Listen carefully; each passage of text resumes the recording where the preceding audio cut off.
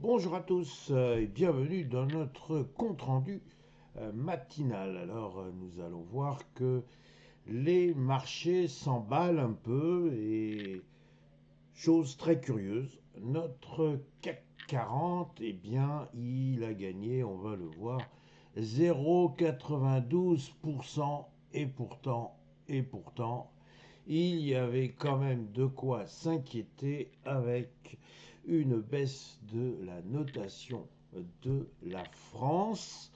Il y avait de quoi s'inquiéter avec une situation politique qui est toujours placée sous le signe du brouillard et pourtant tout va bien, Madame la Marquise, comme nous l'avions titré il y a encore quelques jours. Alors venons-en tout de suite à notre CAC 40. Et notre CAC 40, eh bien effectivement, il va très bien. J'ai titré, il est bien reparti. Et vous vous souvenez qu'hier, j'ai indiqué qu'il y avait une belle possibilité de voir le CAC 40 repartir au-delà des 7800 points. Et effectivement, le CAC 40 a presque ouvert un petit gap, c'est pas très très clair, mais le cours d'ouverture était incontestablement supérieur au cours de clôture de vendredi. Nous avons le bénéfice d'un magnifique dessin, celui d'une bougie verte qui va maintenant flirter avec les 7900 points. Le CAC 40 a clôturé à 7896 points 83. Alors encore une fois, c'est comme s'il y avait un soulagement. Soulagement du fait que l'obligataire ne s'est pas véritablement tendu. L'écart, le fameux spread, l'écart entre le taux 10 ans allemand, le Bund, et le taux 10 ans français, l'OAT français, eh bien, il reste globalement autour des 80 points et il ne s'en éloigne pas. Et pourtant, quand même, l'Allemagne est bien notée que nous. Et maintenant, nous sommes effectivement dégradés. Et il y a des chances pour que les deux autres grandes agences de notation viennent aussi dégrader la note de la France. À cela, on ajoute que manifestement, le nouveau gouvernement est à la recherche de compromis. On va chercher des idées sur lesquelles on va pas se pencher pendant des années.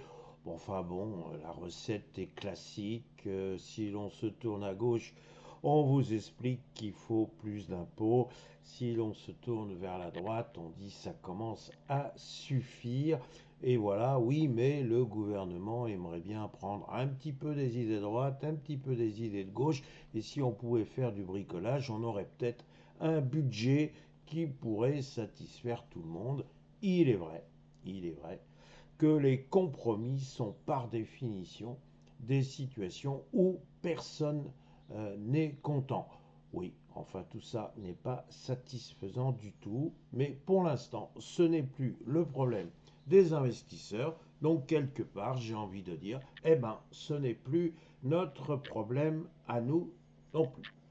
Je relèverai quand même un point relativement important. C'est pas moi qui l'ai fait, c'est Monsieur Fiorentino, dont on connaît souvent la qualité de ses analyses, sans oublier son inégalable sens de l'humour. Il venait souligner le fait que il devient plus intéressant de regarder du côté des grandes entreprises que du côté de l'État quant à prêter de l'argent. En d'autres termes, eh bien, il va y avoir des obligations de grandes entreprises qui vont coûter moins cher que les obligations de l'État. Et pourquoi? Eh bien, tout simplement parce que l'on va commencer à considérer que ces grandes entreprises sont moins risquées que l'État. C'est quand même une évolution très, très préoccupante. Alors, encore une fois, je suis en train de vous parler de quelque chose qui n'intéresse pas pour le moment les opérateurs. On garde quand même ceci en mémoire. Nous sommes dans un climat pour le moins malsain. Sur notre S&P 500, eh bien, curieusement, j'ai envie de dire que là aussi, il y a peut-être quelque chose de malsain. Alors, pas du tout pour les mêmes raisons.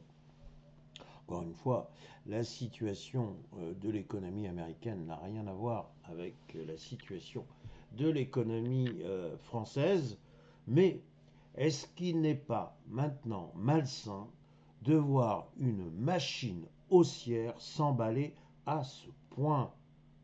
Ça devient ridicule. Tous les jours, je vous indique qu'il y a un record historique. Je pressens qu'il va y avoir un moment où tout le monde va dire on connaît la ritournelle, il va venir nous indiquer qu'il y a un nouveau record historique. Je suis désolé, je ne suis pas armé pour lutter contre les réalités. Et de ce fait, oui, archi oui, nous avons encore assisté lundi à un record historique, record de séance, record de clôture. Nous sommes désormais au-delà des 6600 points et l'on a vu que l'on se posait beaucoup de questions lorsqu'il était justement question du passage des 6500 points. Ceci, c'est du passé. Ça n'a plus lieu d'être. Il faut maintenant s'interroger sur le fait de savoir si on va toucher ou non les 6700 points. La machine est totalement emballée telle que je l'ai titré. Est-ce qu'il y a quelque chose de malsain dans le ciel américain ou du moins dans le ciel du S&P 500? Je vais peut-être finir tout seul, je vais peut-être finir dans une solitude extrême, mais je crains vraiment que cet emballement de la machine haussière risque d'annoncer des catastrophes, c'est-à-dire un retournement extrêmement violent de la tendance.